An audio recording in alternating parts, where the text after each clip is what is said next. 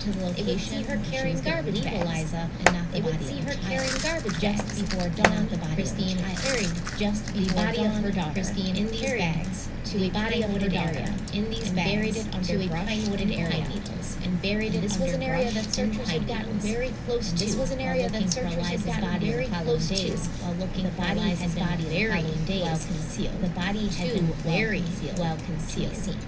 When she returned to the apartment, Christine said she sat on the couch. When she returned to the apartment, her son Christine to come said she up, sat on the couch, calling the police, waited and for her telling son them to come up, and her daughter had calling the vanished. police and The telling community them was that her daughter had shocked vanished.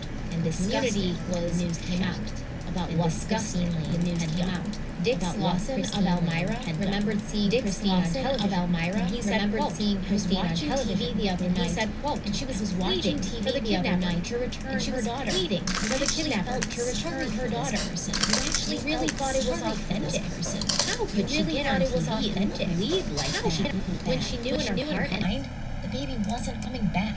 End quote. Another local man, Russ Riddle, said, quote, "I've got 4 little kids myself.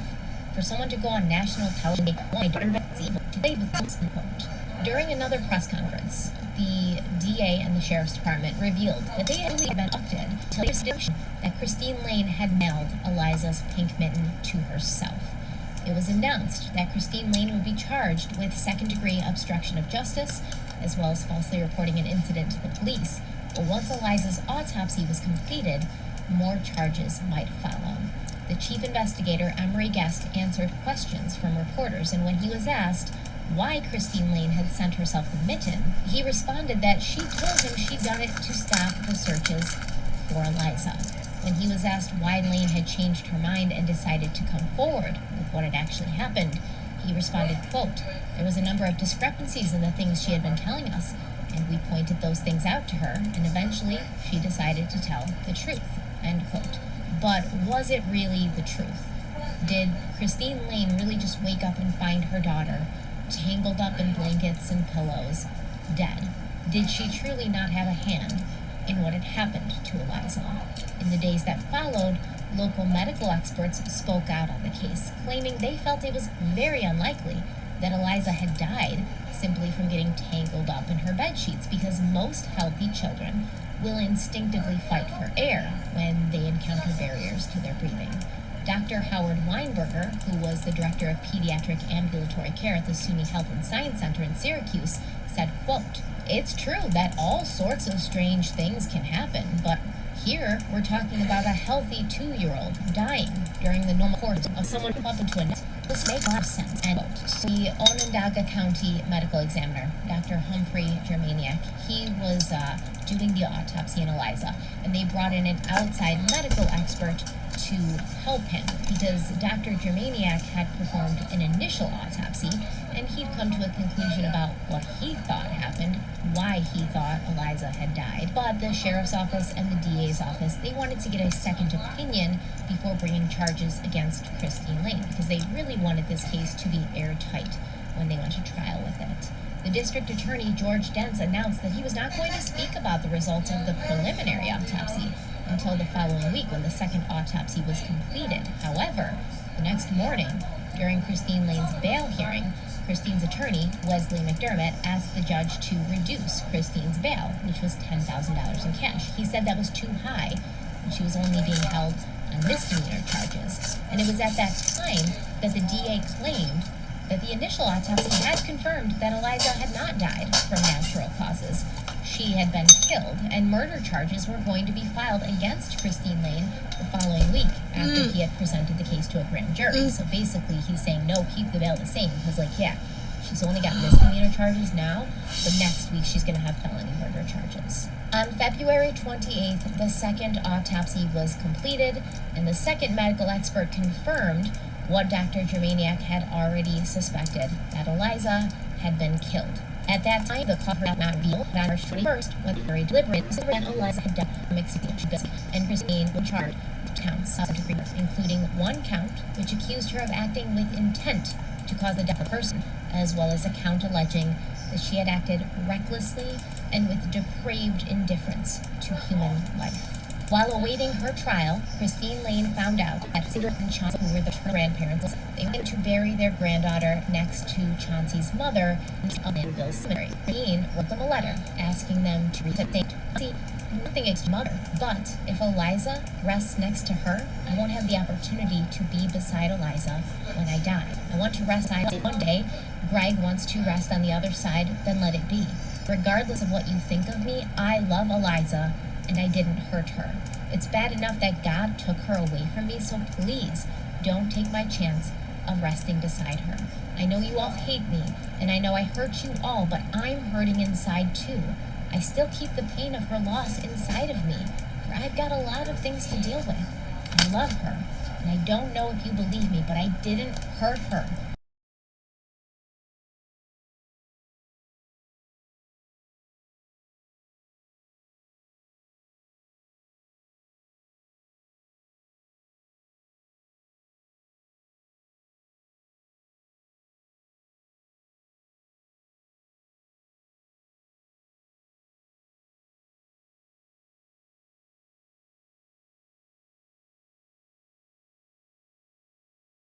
Eliza was the one good thing in my life, and we were happy.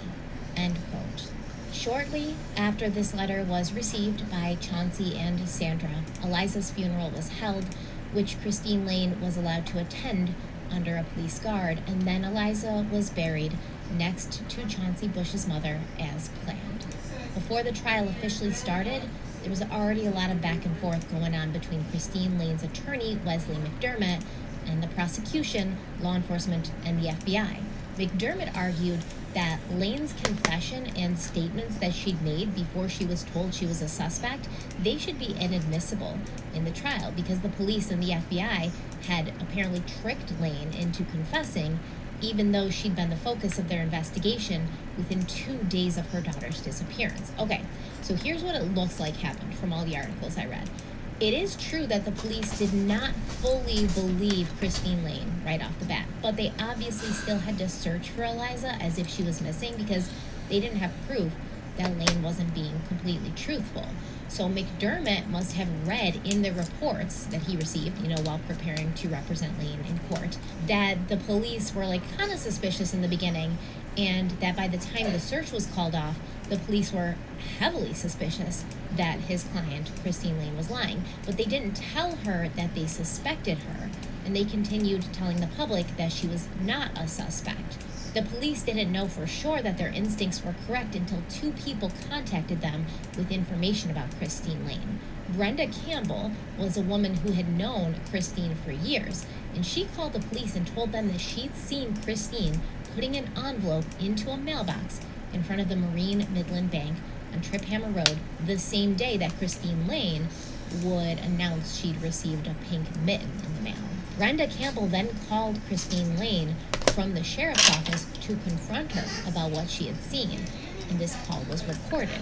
During the call, Christine denied mailing anything, but a man who worked at a mailbox store also called the police and said he had sold Christine Lane the exact same size envelope as the one she'd received with the mitten in it. Now, Lane's attorney, Wesley McDermott, he felt that the police should have told Christine Lane that she was a suspect as soon as they suspected her, so that she could have gotten an attorney to inform her of her rights, and so that she would know that she had the right to remain silent and she wouldn't keep digging herself into a hole. It's a really weak argument. I'm not sure why he even tried it, considering that we know the police are legally allowed to lie to suspects. We're well aware of this, whether you agree with it or not, whether you think it's wrong or right, it's legal, and the police only have to read you your rights once you're arrested. And at some point, the police really did suspect that Christine Lane was lying, and they were giving her the opportunity to come forward and eventually tell the truth. But they also wanted her to keep talking. They wanted her to keep talking so that if they ever did have to go to court with this, they would have evidence. They would have things that she had said. They could prove that she was a liar. Wesley McDermott, Christine Lane's attorney, also claimed that the words Christine had said during the February 8th press conference, where she pleaded for the safe return of her daughter while crying, those had not been her words. She'd been Eliza, told what to the say one good thing in my by the life. sheriff's department. We were happy. Now, law enforcement denied this, Shortly saying, after this letter was received by Chauncey and just Sandra, instructed Eliza's her funeral to was held, include statements that would Christine Lane appeal was allowed to to the attend kidnapper's conscience, under a especially police if this guard, and then kidnapper Eliza was was another buried parent. next And I to mean, Chauncey the Bush's police, mother, the sheriff's department, the FBI, they didn't like the sheriff's force her to cry, Now, law right? enforcement They denied denied this, cry as much as saying, possible. They didn't hand pull on the Christine waterworks. Lane's script. Leslie We just McDermott instructed still her insisted to that the include videotape statements of that that would press appeal conference should not to the be kidnapper's allowed conscience, into especially court if as this evidence kidnapper because was Christine like another Lane parent. was not And the police, the sheriff's department, the FBI, like McDermott alleged, right, that the FBI had tricked Christine Lane into confessing that telling her that she would not be arrested. Additionally, McDermott alleged that the FBI had tricked Christine Lane arrested by local authorities, telling her that she would not be arrested. The FBI agent in question, Thomas Donlan, also refuted the FBI agent in question. It hadn't really gone down exactly like that. Donlan claimed she would not arrested. He had the huge court system, and specifically that if admissions were made by her, she would not be arrested that day, but she would have to answer for what had happened to a later date. Wesley McDermott claimed that Christine was under the impression that she would not be arrested that day or any other day, which is ridiculous in my opinion, because even if Christine Lane didn't take Eliza's life, a false police report, she tampered with evidence. She had like a massive search warrant you to lie. So if she didn't get arrested for this, there was a bunch of media when it was revealed that Christine Lane had allegedly watched a 1986 movie titled Where Are the Children? About a week before Eliza disappeared. After Christine Lane and before her trial, her boyfriend Kevin Dexter had gone to the police and he was like, listen, I have some information. So what he said was he claimed that Christine did the whole thing, and Kevin and his friend were living. Christine had gone into another room where there was a TV and some videotapes, and she had watched that movie. And Kevin Dexter's friend, because it was his house and his movie, he knew what that movie was about.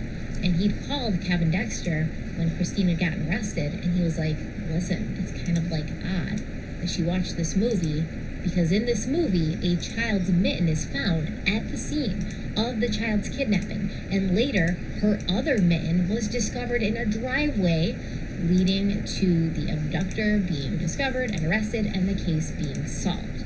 So I definitely see the parallels. I see like where Christine Lane could have been influenced by that movie, especially given the timing with her watching that movie just a week before Eliza died. Wesley McDermott felt the mention of in court, quote, a plan for the press and a deliberate attempt to influence public fictionalized and television, end quote. McDermott also said, quote, there can be no other motive for what's happened. The possibility for motive in naming the papers to affect temperament of the he's saying the DA and police gave papers so the papers could get the public into a frenzy. That's the old not to anyone, right? Like this is what they do all the time. Politicians, the police, law enforcement, they are media a frenzy. Everything. It's not it's a moral greatly different subject that you're going to everybody into a frenzy up about. But the reason that the district attorney allegedly that this was wrote to the jury that there had been some premeditation, that this had been a plot, that Christine Lane had staged the killing of her child. While the community was geared for Christine Lane's murder trial, which was scheduled to October of the trial of serial killer Western New York, and the police in out at this point for the people in the area of Dryden, New York, and really in the upstate Western New York area. But specifically in Dryden, they previously felt that they were safe. They were in a bubble, and they weren't at the mercy of the terrible things that happened in the big city like Rochester, But no, they had their own occurrences of violent crimes happening in their backyard. And they may not have been serial killers, people who had been living in these areas where they felt was a problem of fear and anxiety, and may not have felt much different. And I was a lot scared when this trial started, but I remember so vividly my mother, glued to the TV. She was so stressed. She was so worried. Bodies had been popping up all over the place. Arthur Shawcross was a monster. Everyone was terrified. And the people of Dryden, New York, they were feeling of them right before Christine Lane's trial started. Western met the court $10,000 so that he hired 2 more pathologists to examine Eliza's autopsy results. And he claimed this was critical because how Eliza had died was the main issue in this case. And 2 pathologists for the prosecution had already told the grand jury that Eliza had died due to his there was no evidence of violence or death, and evidence of it had not involved criminal action. The judge granted McDermott up to $4,000 that his status like the state and the court, but here is the PSD resistance. McDermott used $3 of the $4,000 to hire forensic pathologist Cyril Wecht. $3 of the $4,000 went to Cyril Wecht, who did, I guess, review and analyze materials in the case, but he never even ended up testifying during the trial because he wanted more money to pay for his time in court. And when the trial began on October 3, 1991, Sandra Bush, the stepmother of Greg Bush, she testified with tears in her eyes and in a shaky voice that Eliza had spent the night with herself and her husband Chauncey just 8 days before she had died. And during that time, Eliza didn't have any trouble breathing, nor did she get tangled up in her bed sheets. Also, she personally didn't feel as if she made and she could not or hug her. End quote. Now, Christine Lane's boyfriend, Kevin Dexter, he also testified about Christine and Eliza's relationship, and he said, from everything he could see, from what he could tell, Christine was a very loving and attentive mother. But he did testify about a statement that he'd overheard Christine Lane making during the funeral of her daughter. Because remember, Lane was already arrested, but they let her go to the funeral with like a police guard. Dexter claimed that he'd heard Christine Lane say, "Couldn't Eliza have behaved that night? Down and go." And Christine had also overheard a statement. Eliza's father, Greg Bush, testified that he'd seen any problems with Eliza by the time when he'd noticed a red blotch on her cheek. When he'd asked Christine Lane about the red blotch, she told him that it was from a slap that had been delivered to Eliza at her doctor's office on the pediatrician's advice. Now here's the thing with this, because I'm sure you want to know more about this, and I did too. It looks like Eliza's pediatrician did testify during the grand jury. It goes on, it's usually extremely and I couldn't find of the testifying during regular jury, although I'm sure it just was printed in the paper. So I don't know if the pediatrician ever came forward and was like, yeah, I told Christine Lane to slap her own daughter in the doctor's office.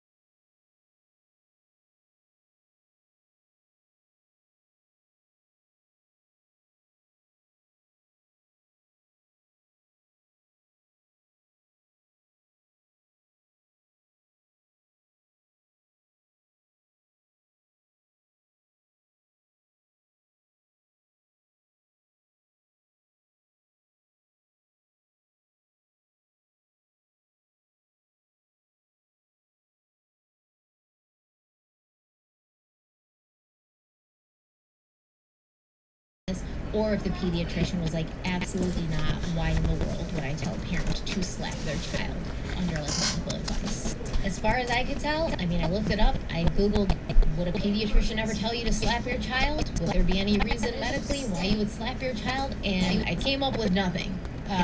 There's no reason medically why a doctor or a pediatrician would ever have slap your pediatrician would ever have, as far as I can tell, if your child have any other information. As far as I can tell, you're a pediatrician and you have any other information.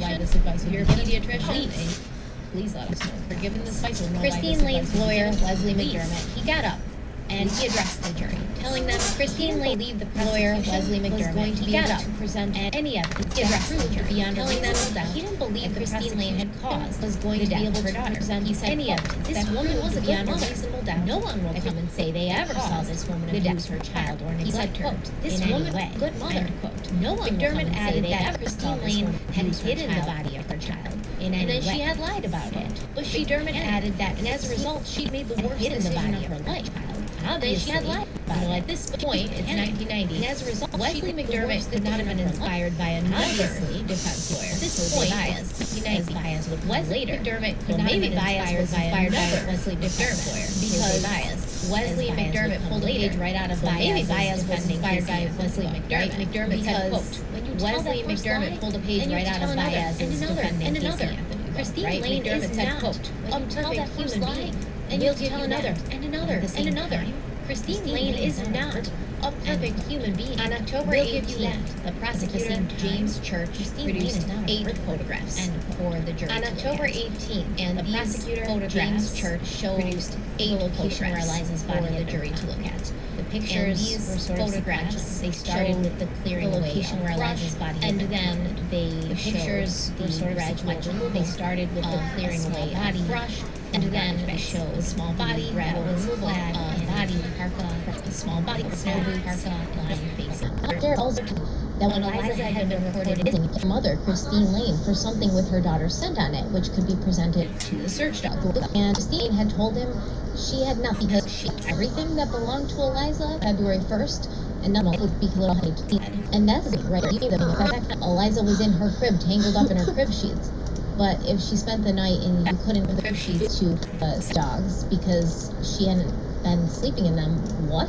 The examiner named Dr. John testified that he'd been the first person to examine Eliza's so fucking bad. where it was found, and he felt that there Huh? could be some truth to Christine Lane's Why? story based on the way the blood had settled in his body.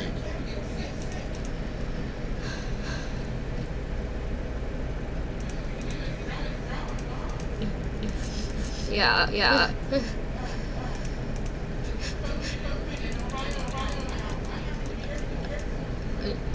Yeah, yeah.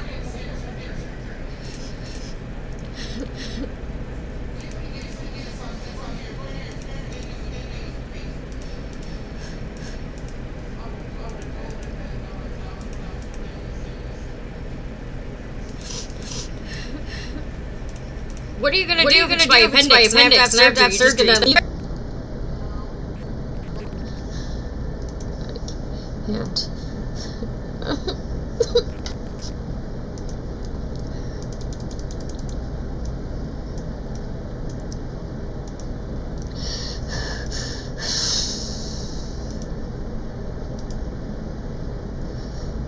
Oh my god, ow, ow, ow, ow, ow.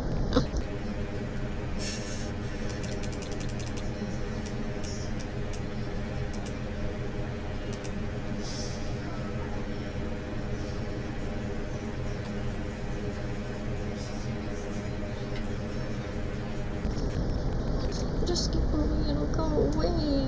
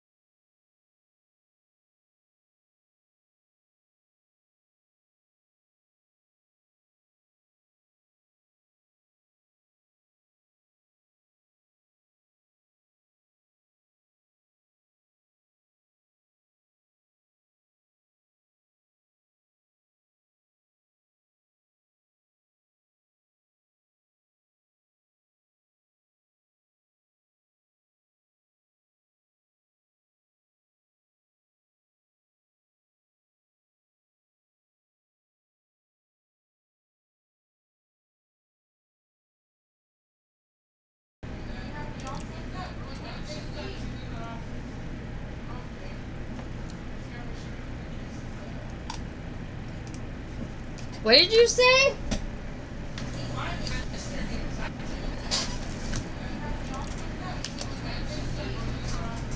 Yeah. Oh god. What did you say?